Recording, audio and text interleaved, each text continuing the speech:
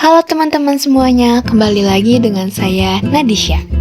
Nah, karena pada video sebelumnya kita sudah membahas mengenai modul Odoo Accounting, sekarang kita akan membahas lebih dalam mengenai modul Kas dan Bank. Namun sebelumnya, apa sih kas dan bank itu? Pertama-tama, kita harus tahu dulu apa itu pengertian dari kas. Dan pengertian kas di sini adalah kas yang di luar bank. Jadi maksudnya, kas itu adalah uang tunai dan saldo simpanan yang dapat digunakan untuk berbagai keperluan, seperti membiayai kegiatan perusahaan, membayar kewajiban atau hutang, dan kas ini merupakan aset keuangan yang paling liquid dan berperan penting dalam perusahaan. Dan kas yang ada di luar bank itu biasanya nominalnya lebih kecil daripada yang ada di bank. Contohnya seperti cash in hand atau kas di tangan, ataupun petty cash atau kas kecil. Lalu selanjutnya adalah definisi dari bank.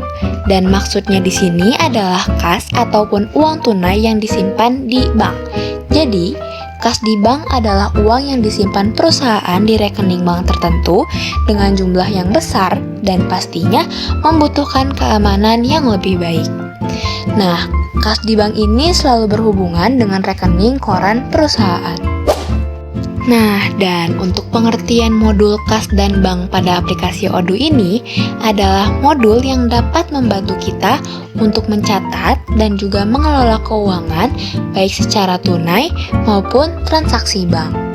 Misalnya, setiap kali ada pemasukan seperti pembayaran dari pelanggan atau pengeluaran untuk keperluan perusahaan, kita bisa mencatatnya di sini. Dan dengan modul ini, setiap transaksi yang terjadi dapat dilacak dengan jelas dan membuat pengelolaan keuangan lebih terstruktur. Nah, modul kas dan bank pada aplikasi Odoo ini punya beberapa fitur, yang diantaranya yang pertama adalah fitur pencatatan transaksi kas masuk dan keluar. Seperti yang sudah saya sebutkan sebelumnya, modul ini memungkinkan pencatatan transaksi kas seperti penerimaan uang dari pelanggan atau pihak ketiga, ataupun pengeluaran untuk kebutuhan perusahaan. Dan setiap transaksi dicatat dengan sangat detail, mulai dari tanggal, jumlah uang, hingga deskripsi yang membuat laporan keuangan tercatat secara real time. Lalu yang kedua adalah pencatatan transaksi bank.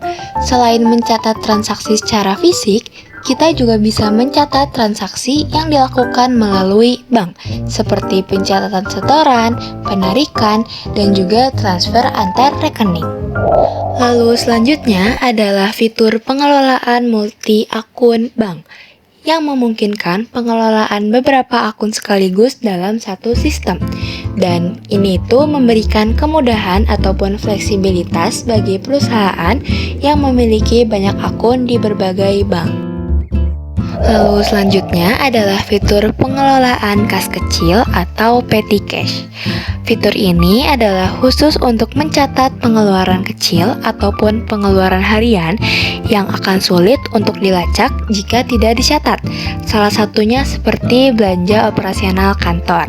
Dan fitur ini juga membantu kita untuk dapat mengisi saldo otomatis jika sudah mendekati batas minimum yang membuat perusahaan dapat memastikan bahwa kas kecil ini selalu tersedia sesuai dengan kebutuhan operasional harian. Lalu ada fitur rekonsiliasi kas, dan fitur ini berguna untuk memastikan bahwa setiap transaksi tercatat sesuai bukti fisik atau catatan fisik yang ada. Dan dengan rekonsiliasi ini, kita bisa meminimalisir risiko kesalahan dalam pencatatan agar tetap akurat. Selain fitur rekonsiliasi kas tadi, ada juga fitur rekonsiliasi bank otomatis.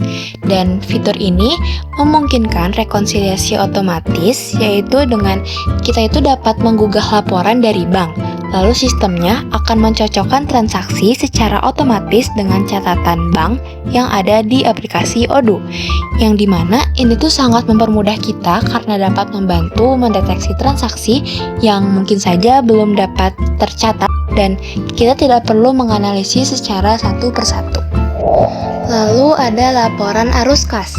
Di sini kita bisa melihat arus kas masuk dan keluar, serta saldo akhir yang dibagi ke dalam 3 kategori utama, yaitu operating activities, investing activities, dan juga financing activities untuk memahami sumber dan penggunaan dari kas.